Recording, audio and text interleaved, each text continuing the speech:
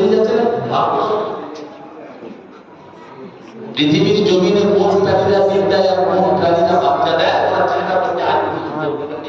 একটা বা একটা ভুল হবে।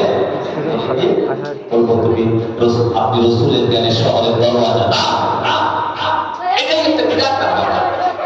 কিন্তু হুজুর আমার হাত লাগায় তার ঘাড়ে ছেড়ে দিয়েছে যে পৃথিবীর জমিনে যে সমস্ত প্রাণীদের কানগুলো লোমে বা পশমে ঢাকা থাকে সবাই দিন যায়, আর যাদের কানগুলো দেখতে পাওয়া যায় এরা সবাই বাচ্চা দেয়। কে দিন দেয় কে বাচ্চা দেয়?